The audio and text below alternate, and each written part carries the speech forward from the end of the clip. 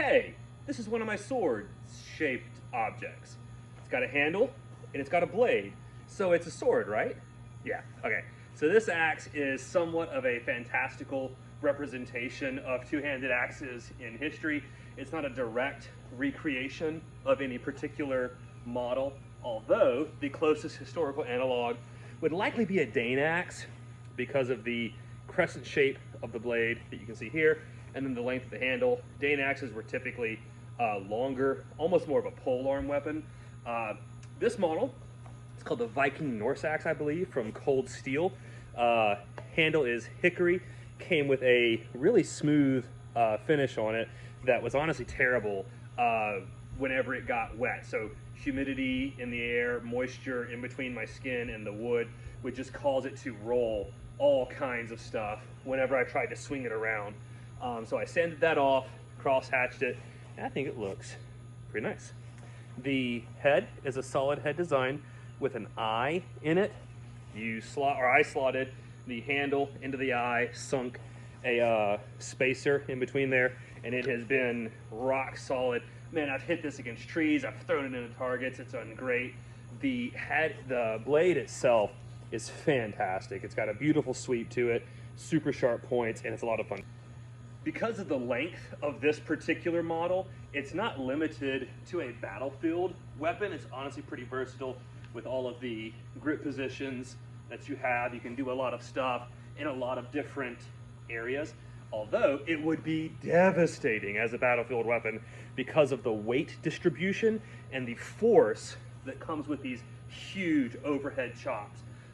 Weapons like this would have been used absolutely in formation with other troops.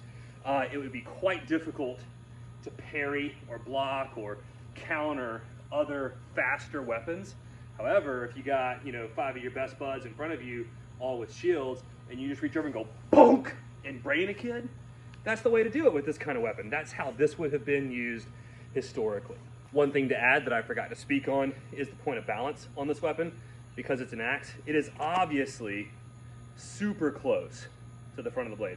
So tip control, holding from the back, is really difficult. I almost can't really do it. I have to choke up a little bit. This is not a fast weapon, it's not a quick weapon.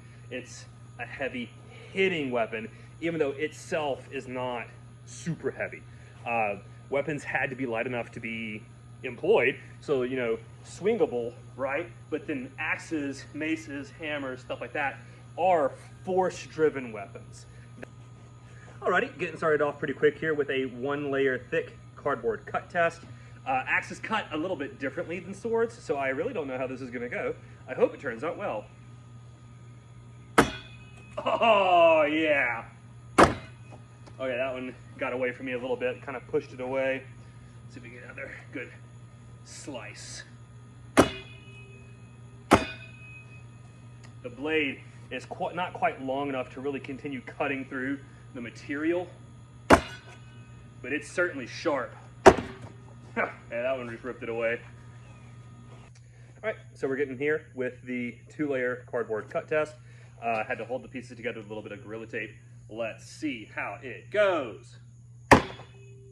Okay, so we hit, and it kind of just cut partially into it. I think the blade probably passed out of it. Again, the blade's not super long.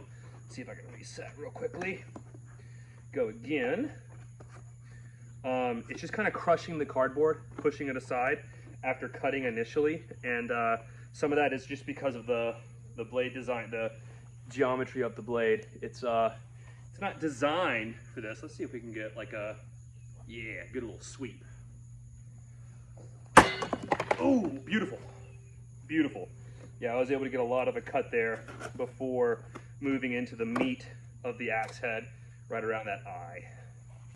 Bing, bang, boom, 4-layer cardboard cut test. Let's get to it. A little bit of tape holding it together. Oh! Okay, got a really good chop into it. But it's just really difficult to cut with such short of a blade. And whenever the axe eye comes into it, that really large space, it's just pushing it all aside. I'm gonna try one more real quickly. this to hold.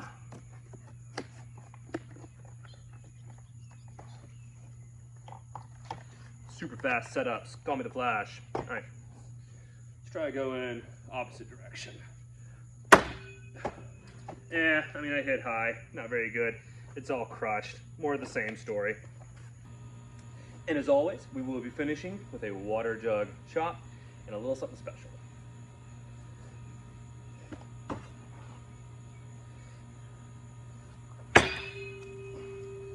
Oh my gosh.